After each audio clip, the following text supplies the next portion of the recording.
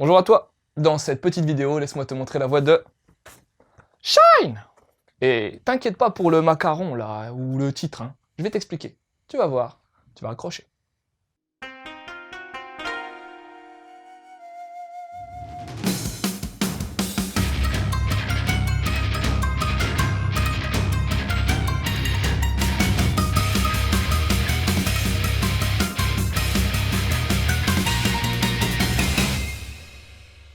Chiyuki est une jolie jeune fille dont le rêve est de devenir mannequin.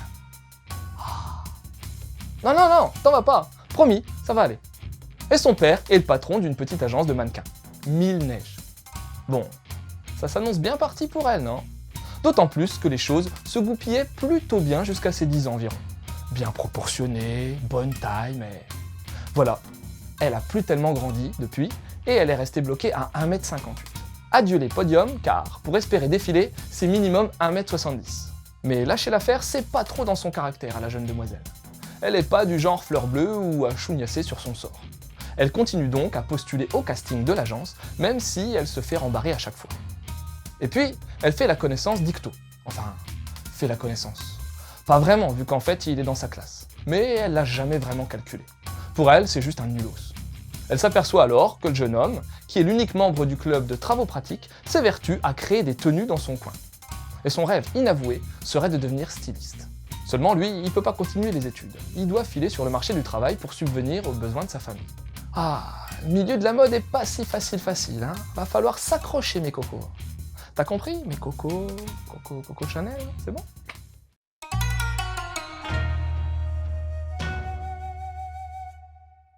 Bon, on attaque par ce qui se remarque direct, la jaquette et le logo bien apposé dessus. Primo, la couverture est pas fidèle à l'original japonaise. Elle reprend juste l'illustration de base, mais recrée autour toute une composition qui, faut l'avouer, sort du lot en imitant une couverture de magazine de mode.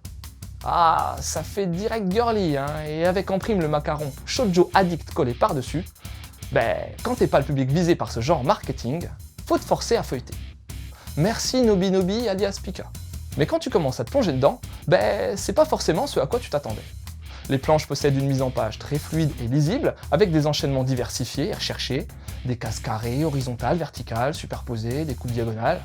T'ajoutes à ça des cadrages bien réfléchis en plongée, contre-plongée, vue en biais, des inserts, pas les cheminées, hein, mais les gros plans, tu te retrouves avec un rendu super vivant et très propre. Pour couronner le tout, le design est joli, fin et détaillé.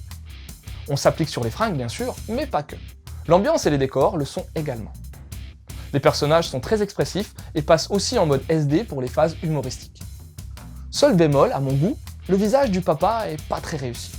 Bon, on peut avoir des persos moches, hein, c'est pas le souci, mais je crois pas que c'était une volonté de départ. C'est peut-être le fait de vouloir proposer un visage d'homme mûr avec les rides. Quoi qu'il en soit, le rendu est pas top.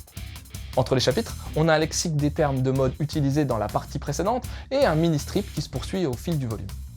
On a par endroits des dessins qui, au départ, je pense, devaient être mis en couleur, mais qui ont été passés en nuances de gris. On sent tout de même une belle maîtrise de ce côté-là. Pourtant, la colo de la couverture me plaît pas des masses. Peut-être le fond orange, qui ruine un peu l'effet. Je sais pas.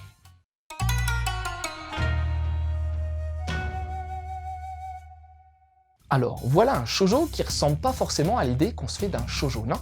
Oui, et c'est normal, car Runway de Warate en VO, ça peut se traduire par En riant sur la piste, a été édité au Japon dans le Weekly Shonen magazine. Shonen.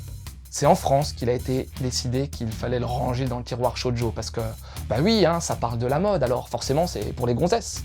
Puis on va lui coller un titre plus adéquat, Shine. Ça rendra bien sur la couverture.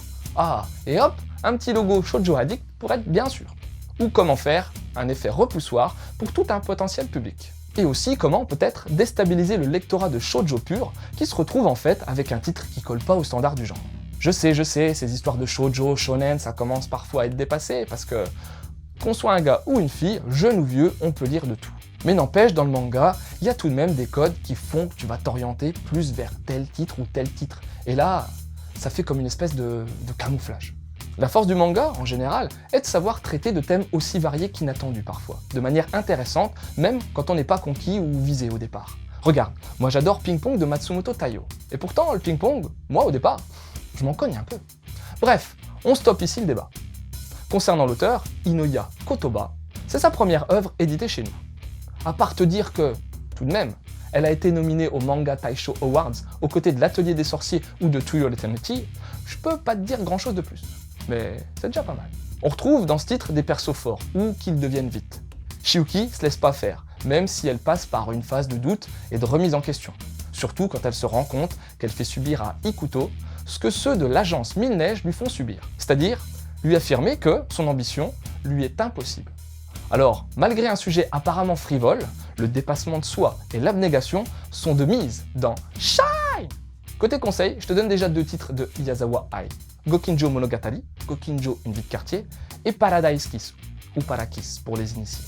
2 mangas top qualité qui te plongeront également dans le monde de la mode au travers le regard de différents étudiants. Gokinjo étant une sorte de préquel à Parakiss. Et pour continuer sur le truc de lire un manga sur un domaine qui au premier abord t'intéresse pas mais qui pourtant est super cool, va voir Hikaru no Go, un manga sur le Go. Tu verras plus ce jeu de la même manière. Aussi, pour le côté fashion victime, Princess Jellyfish, où un garçon très particulier va bouleverser la vie de plusieurs otakettes.